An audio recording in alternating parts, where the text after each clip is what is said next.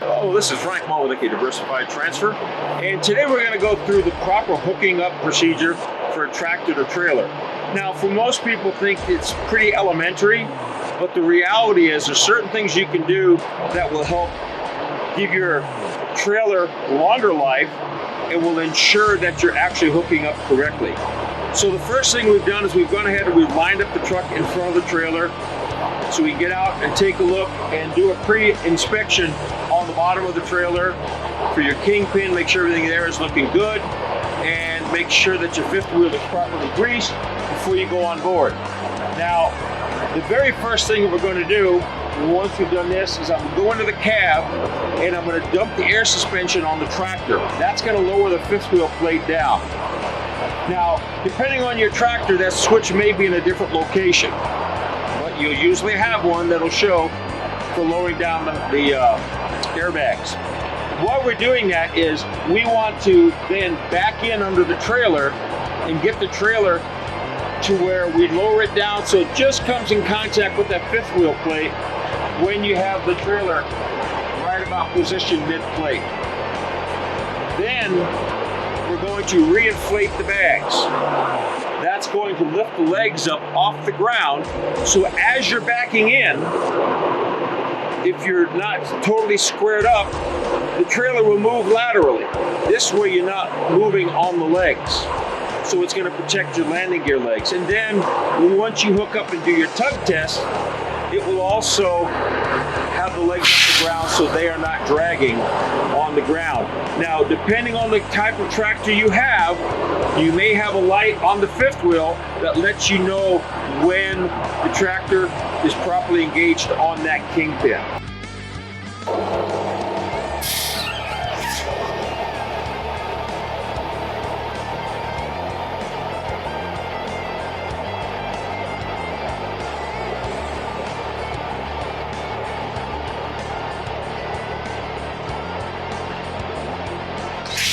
Alright, so now we have dumped the air, we backed in under the trailer, and you can see we have some space between the tractor and trailer. Now what we want to do is we're going to go back and I'm going to crank the gear down until the front of the trailer comes in contact with the plate. Yeah. Okay.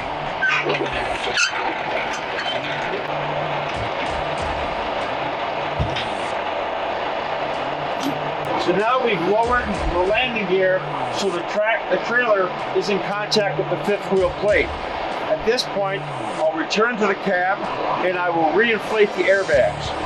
As I do so, the airbags will lift the trailer up approximately an inch and a half off the ground.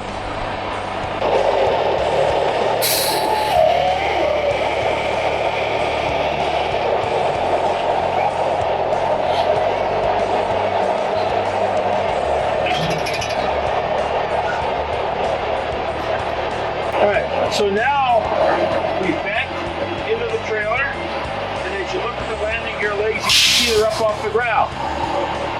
As I backed in, you saw how the trailer moved laterally. Had the legs been on the ground, we'd have been dragging them, and that would have damaged the legs. This way we avoid that, and we avoid the possibility of a high pit, because our trailer is up, basically the landing gear leg was up off the ground. So at this point, I'll go ahead and I will crank my gear and I'll attach the lines once again. We'll do a visual inspection and we'll be ready to roll. So we've hooked up, we've done our tug test already, but there's two more verifications that we can do. On the side of the fifth wheel, this Volvo is so equipped, it's got a red light. If that red light is off, it's telling me that the fifth wheel is indeed locked. However, I still want to do a visual check and make sure that it is locked, and I will, with the two little lights that illuminate the kingpin, we'll be able to see that the jaws are indeed locked in place.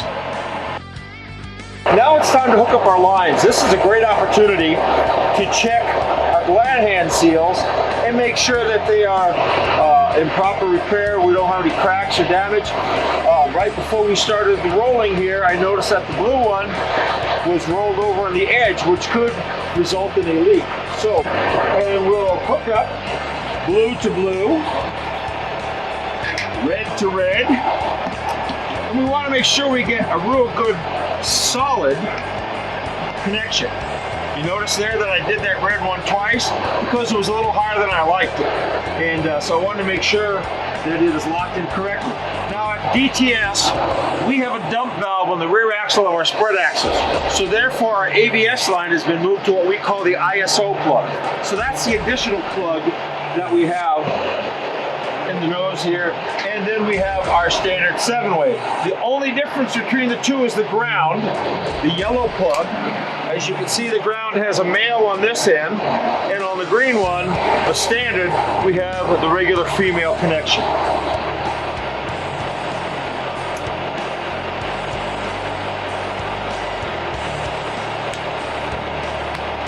Now we're hooked up, we'll give it one last visual, and we'll be ready to pull out and do a pre-trip all the way around the entire trailer.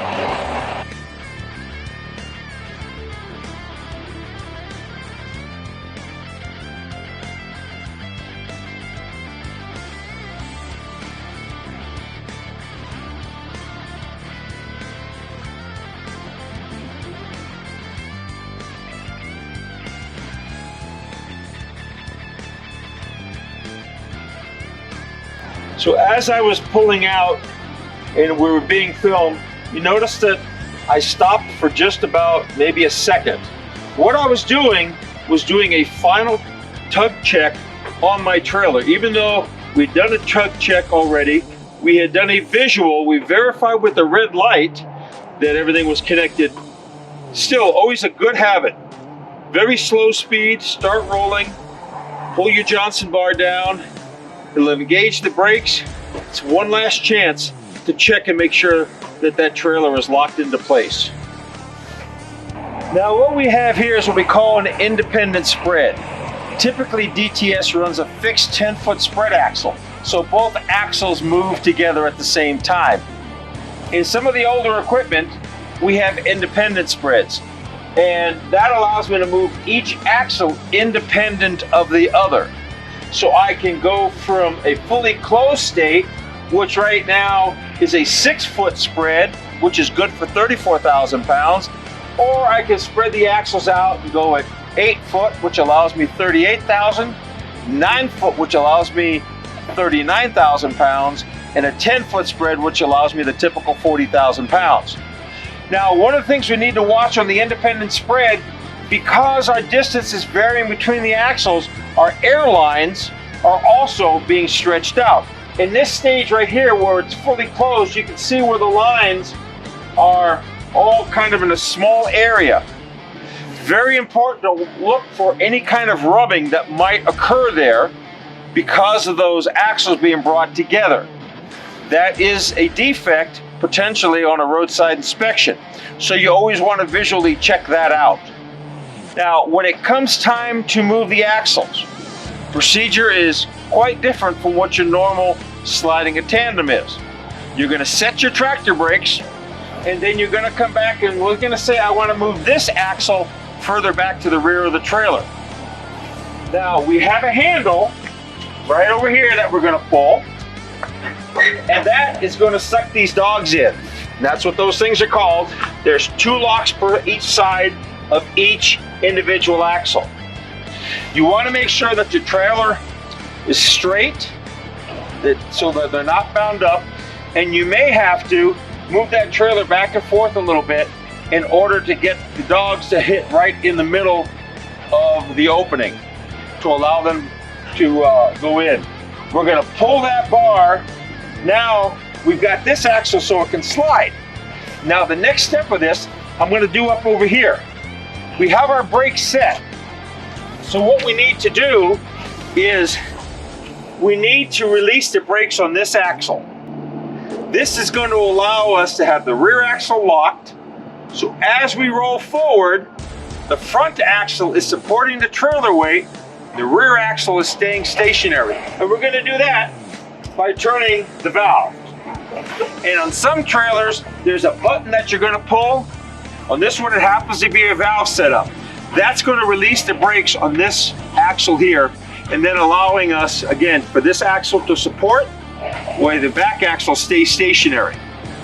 Once we get the axle in the position that we want, we're going to push the bar back in. We're going to check and make sure all 4 dogs, 2 on each side, are locked in place in the holes. Then we want to make sure we have brakes to this axle once again. So we're going to turn the valve. Once again, now we have air to both axles, and we're good to continue on our pre-trip and then hit the road.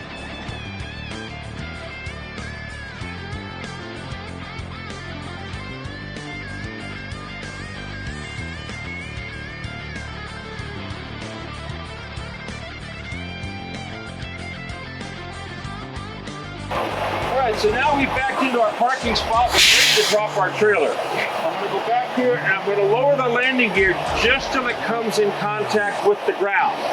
A lot of times drivers will get the ground and then they'll give it another turn or two. Do not do that, because that'll cause the auto release to bind. So with that, I'll come back here and we will lower the landing gear down. Hello? Legs just come in contact with the ground. You take a look at where the axle for the leg hits the block, and you kind of touch with your foot. It's touching the ground, but it's not tight.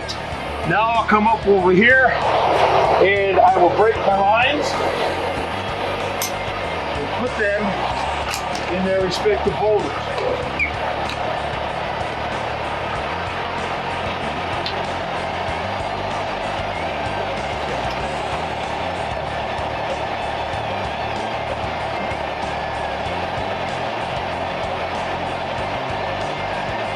And at this point, we'll return to the cab and finish off the releasing process.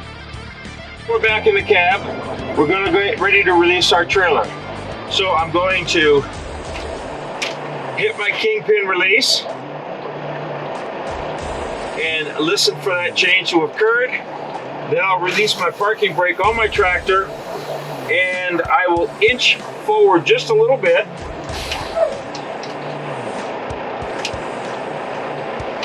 Now I'm fully released from the 5th wheel. Now I want to set that trailer down so I do not cause any damage to the leg. So at this point, I will dump my air suspension, and that'll set the trailer down very smoothly.